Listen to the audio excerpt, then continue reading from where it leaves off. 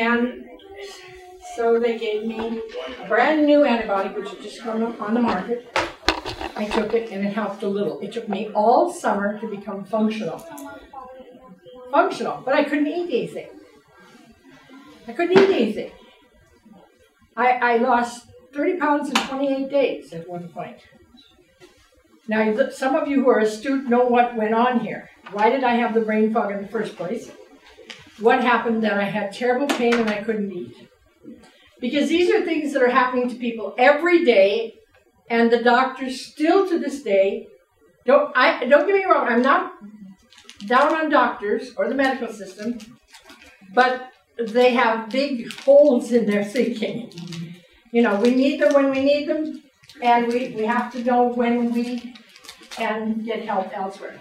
Anyway, so meanwhile I was teaching school, and I was missing a lot of work, and I wasn't really getting any better. I lost a total of 55 pounds in 6 months, and somebody said I should go to an herbalist. And I just was going, oh, you've got to be kidding me. What? Well, what did I have to lose? I was dying. So I went. And I went to Tom Tracy in Big Fork. Turned my life around. Because he found I was toxic. I was terribly toxic. He started doing herbal cleansing. And in 3 weeks, it was amazing. I was back to work part-time. It was amazing, and I said, what's going on here? These are dumb little bottles of something, you know? But it really made an impression on me. So I got a whole nother box full of little bottles, and I was back full-time at work within probably 5 weeks, 6 weeks. And this made the biggest impression on me, you can't imagine. Because I put sage in my stuffing and thyme on my chicken, but that's about all I knew about herbs. And from then I said, I have to learn. And so I said to Tom, I said, how do I learn this? He said, 1 herb at a time. I never will forget that. Okay, so that's the beginning of how I got into herbs. I had gotten into nutrition earlier, because I was diagnosed a diabetic when I was in my mid-30s. And I was determined not to go on insulin. Did somebody come in and didn't get a sheet? Anybody else who didn't get sheets? And so I had already done a lot of studying about nutrition. And so all of a sudden, now I'm thinking, okay, how do these go together? What's really important? What do I need to do? And as I studied herbs, and I began to study them seriously, 2001, I retired from teaching and decided to study. I studied homeopathy with the British Institute, studied herbs with Dominion Herb College in Canada, studied nutrition with various people, and finally got certified. So I am not a medical person. I do not have medical credentials, but I have a lot of credentials. I have a lot of education. And the reason I say that is because I have a hard time with people who are credentialed. They're saying, well, you really aren't qualified. And so I looked it up, and I have more education than a naturopath that goes to Bastyr, because I've taken 5 years with the British Institute of Homeopathy, 3 years with Dominion Herbal School. So, reason I'm saying that is not to glorify myself, but to help you respect people who work as an herbalist, who work as a homeopath. It's not so much the degree you have, but it's what kind of effort and interest you put in what you're doing. Okay, how many of you use herbs other than for culinary purposes? How many of you use them for health? Okay, most of you do. Most of you do. Okay, I'm just quickly, I know you can read, and I'm not going to insult your So if you just look at the page, it says the many faces of herbs. When you get home tonight, I want you to really look at why do we need herbs. There are lots of reasons. They provide nutrients. They help us prevent and deal with infectious disease, which is probably the biggest problem we have coming in the future is infectious disease. Mutating microbes want to survive, and I think they're smarter than we are. The drug industry has already said we can't keep up. They're not even trying to make new drugs. So I'm asked the question, because I am very much a follower of this man. I've studied everybody. I have over 450 books in my health library. I started out with Louise Tenney, the easiest and most comprehensive for a beginner. I recommend if you're starting out, and if you don't get everything today when my website is up, which I hope is soon, we're having problems, I will have a list of my favorite herb books. But she's the easiest to use and understand, and I still go to it after all these years. I've been using her book for 20 years, Louise Tenney. Okay. And there are a lot of other books. Yes, how do you spell Tenney? Tenney. But in the last few years, when we talk about 3 years ago, I did my first class on a world without antibiotics. And it's serious, you guys. We have no idea, unless you're a statistic follower, how many people are dying from infectious disease for which they have no drugs. Now this man, Stephen Herbalist, and I'm sorry I don't have a PowerPoint, I didn't have time, I've been in Seattle helping my son, who the doctors have messed up so badly that I'm not sure we're going to save him. That's how bad it is. Anyway, Stephen Herbalist has about 10 books, and I've seen them on many of the different displays. He's very much, but he has studied in depth and has scientific background studies on how, this is just one book. He has a book on antibiotics, he has a book on Lyme, several books on Lyme, he has a book on antivirals. I just brought this one because it's a general. If you're only going to buy one, get this one until you can afford more. And like I said, if you want to follow me on my website after it gets up in the next couple of weeks, I will have a list of books that I use the most and recommend. There are tons of good books out there. But he deals with herbs from China, along with Western herbs that are much more effective, especially in combination, than some of the other herbs we've been using. We have to realize that we have to step out of our comfort zone. The first chapter in my book is Thinking Out of the Box. And my book is available on Amazon. I just published it. And I will be at Whitney's next Saturday afternoon doing the book signing. Yes? Can I turn the lights up? Sure. So, yes? Can you tell me who the author of that second book is you cited? Stephen, S-T-E-P-H-E-N, Herod, A-K-R-R-O-D, Buhner, B-U-H-N-E-R. Thank you. And I apologize, like I said, that I don't have I always have a PowerPoint, but just didn't have time. So, I'm asked all the time, how come herbs are going to work when the drugs aren't working for these resistant microbes? We have to understand that a drug is created for a specific purpose.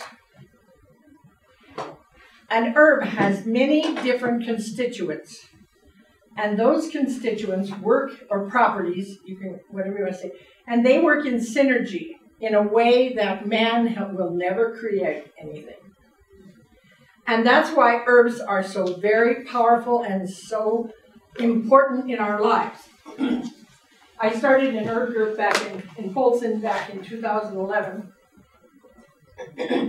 Excuse me, we've been meeting, well, for a lot of years we met every month, but this year I've been going in other directions. And we have, I'd say a couple dozen people who have major herb gardens, medicinal herb gardens. Almost everybody grows some herbs. If you have fresh herbs, and you don't need to have a whole lot, On my website, like I said, I'm starting to work on material for my website now that the book is done.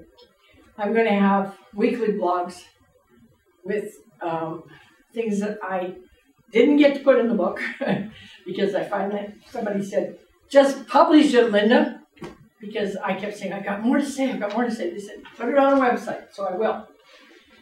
But I have seen a whole group of people. We have over 100 people that have been in and out of our herb group in Polson, little Polson, population 5,000. But many of them do come from outlying areas. But I have seen them turn their lives around, and their medicine cabinet now is full of herbs and homeopathic remedies and some essential oils. Now, some people are big into essential oils, and they have their place, but I'm concerned that many people use them incorrectly and use too many internally, and it can be damaging over a long period of time. Herbs are much safer, although there are precautions, which you will find in my book, and it will be on my website.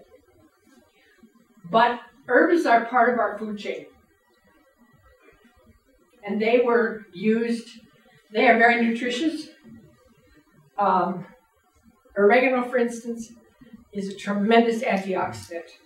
Cilantro is a tremendous chelator to chelate heavy metals. I'm just giving you just a smattering. I myself, because I have a history in my family of cardio problems, so I take a cardio tonic, which I've created, and it's in the book. It's a bunch of herbs in powder form. You can do it in tincture form, but I do a lot of tinctures, so I don't always want to do tinctures. So you can use herbs fresh, of course. I put them in the summertime because I have a whole yard full of herbs. I probably have 60 different herbs in my yard. I've never counted them. I just go pick them from my salad. They're very full of nutrients. They're tremendous in helping you prevent disease. And then you can dry them, and you can use them for teas or whatever, and you can powder them to make tonics or put in smoothies. And then there's always the tincture, which you can make with alcohol or glycerin or apple cider vinegar. Ones that are made with alcohol have a much longer shelf life. But those people who are, I had someone just yesterday visit with me, and she and her husband are both recovering alcoholics. And she came to my teacher class, and she said, I just don't think I should have that much alcohol around. And I said, I agree. So I put her in touch with somebody. She said, I can take a little tincture, it doesn't bother me. But having those big bottles of alcohol in the house are not a good idea. So I said, I'll put you in contact with somebody who makes tinctures, and you can get them if you can't get them in the store. And there are ways to work this out. Glycerin are great for children, but again, they don't have the shelf life. Okay, so if you have children, and I want to point out 2 books. This one is by Kathy Garber, a local Kalispell gal who started Mountain Meadow Herbs. And this was free for a while. She on her website, Garber, Garber. And it's how she saved her son's life with herbs. He wasn't expected to live when he was from baby on. He's now 20, I don't know what, 20-something. What's the title? The title is A Mother's Guide to Herbal Extracts. Or you can just say another thing, just do Kathy Garber if you're looking it up. This one is another one, Herbal Healing by Demetria Clark. And it's not only for children, but it has things that are the potencies that can be used for children, but it has a lot of wonderful recipes, like making calendula salve, sinus headache bath salts, sinus mustard, eczema tea, wild cherry cough syrup. And it is a really good one for recipes. And again, this will all be on my website. Just keep my website handy and we'll catch up. Okay. So herbs can become your everyday friend, and they should be. Mine live, I have powdered herbs in my cupboard. I just grabbed this. It doesn't look very fancy, but this is who I am. This is dandelion leaf. which it's powdered to be put in soups. Not powdered, but ground. And do you know that dandelion is one of the most powerful greens on the planet? I think it's the third most. I'm not sure who's first and second. And it's free. Yes. Now, the big thing is, if you're using sprays, then nothing in your yard is edible. Right. And this is one of the things, the biggest things I have trouble getting people to understand. I became an organic gardener in the 70s, right after I was diagnosed with diabetic. Organic Gardening Magazine at that time was a wonderful guide. It was my Bible. I didn't know anything. It has become a yuppie magazine now called Organic Life, and I just canceled my subscription.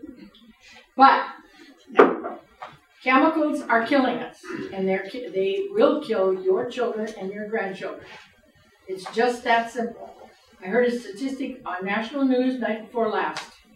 Millennials, who I believe are people would be in their 20s, am I right? Mm-hmm. Okay, are starting to have a very high rate of colon cancer. And they didn't even, up until now, they didn't even test for colon cancer until you were over 50. Mm-hmm. So people are saying, why?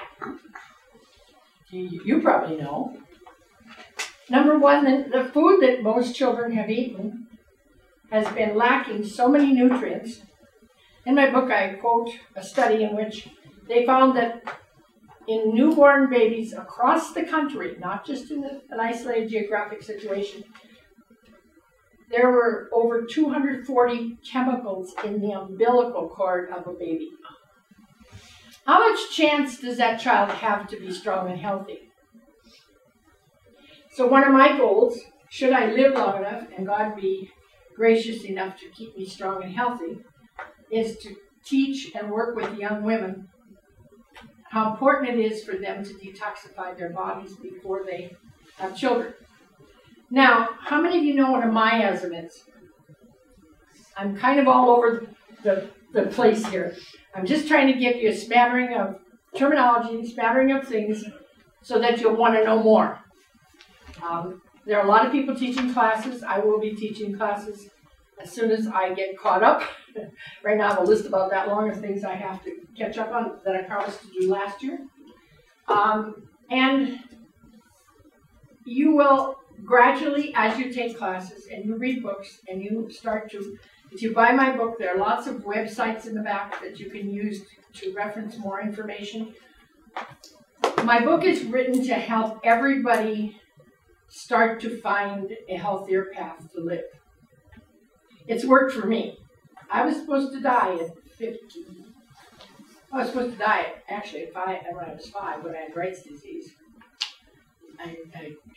They had just discovered penicillin, and it had never been used yet in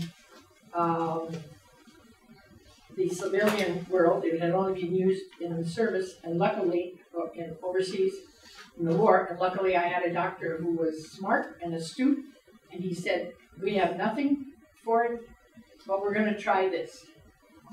And it worked. I mean, I had way too much, major candida, etc., but I'm alive. Okay, so my book is called Nutrify and Detoxify, Manage Today's Health Challenges. If anybody says they can cure something, yeah, maybe. The big thing we need to do is manage things. And some people say, well, I'm predestined. My dad had cancer. I'm going to die of cancer. No, maybe, maybe not. What will be the criteria that makes the difference? The choices that you make in your life. How you eat, how you live. It's a whole lot of things. You may have a hereditary disposition. And in homeopathy, we go way back in history. We call them miasms. And that is a stain on your DNA, which may go back generations, go back to syphilis, or go back to gonorrhea, or go back to tuberculosis. Now, every generation is creating new miasms. We now have cancer miasm, petrochemical miasm. We have all kinds of new miasms because we are passing them on to our children, children to grandchildren.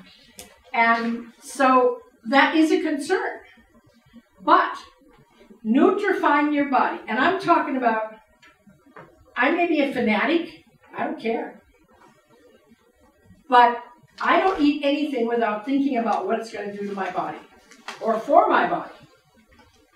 And somebody said, if I had lived like you, I remember a woman saying that once when I was teaching, and I was starting into the health thing. She said, if I'd eat like you, I'd rather die.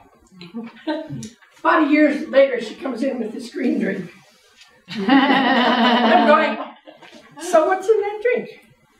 Well, I probably need some more nutrients, all the excuses. And, okay, she didn't really want to die. She was willing to make the change. I don't eat that badly. In fact, I'm going to write a cookbook on things that we people can eat who can't eat a lot of other things. I don't eat sugar. I don't eat gluten. I don't eat anything processed that has MSG or aspartame. They're poison, especially MSG. And so that's another one of my projects. And my family and my friends keep me motivated. Linda, what do I do? How do I fix this? The doctor isn't helping me. I'm sicker from the drugs. That keeps motivating me. I study. I start in the morning at 6 o'clock with my cardio tonic and the computer. If anything, I'm going to die of radiation. But I sit in a magnetic chair. I have a salt lamp. I have plants all around me. I do everything I can to try to, detox. But I have tons of books and I use them. But let's face it, if I want something fast, I start, looking on the internet. Okay, so you need herbs to feed your body nutrients, to prevent infectious disease, to help build your immune system. Your immune system is the bottom of everything.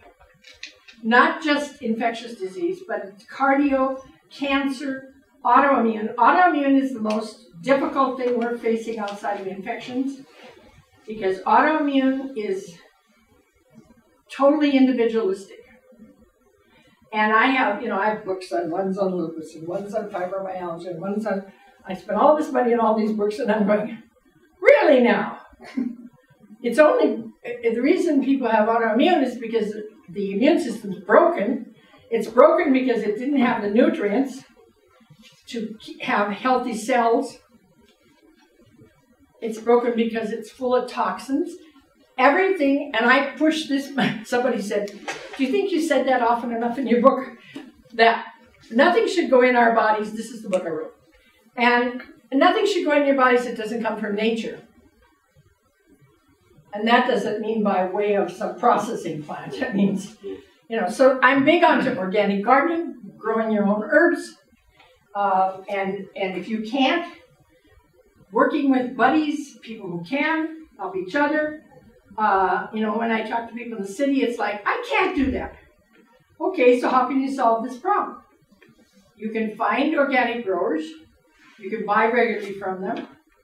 You have a balcony. Could you put some planters out there? You'd be surprised what you can grow in a tub of soil. Okay. Help specific organs. How many of you know about milk thistle? You notice that some of these, I just have a handwritten label. These are What is it again? milk thistle. What's it for? Liver. For liver. Okay. It is very specific for helping your liver deal with all the toxins, physical and emotional, that are in our world.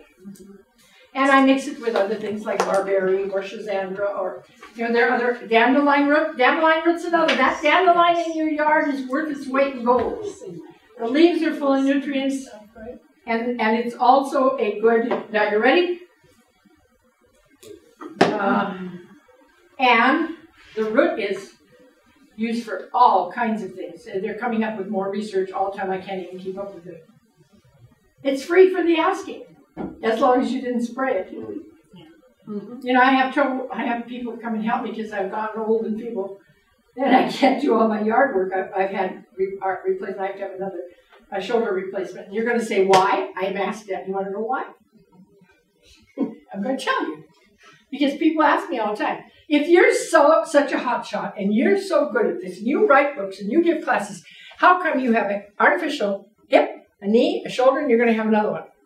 So I sat down with the surgeon and I said, okay, why? And I thought I knew. You mind if I do? No. And he said exactly what I thought he was going to say. I had strep when I was a child after I had scarlet fever. I had quarantine scarlet fever, after which I was never the same.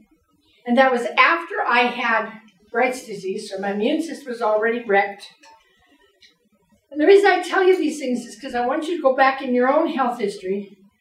And when I'm doing major classes, I have forums where people write these things down and look at why you are the way you are today. What caused it? What happened? And that strep settled in, he said, the strep settled in your joints.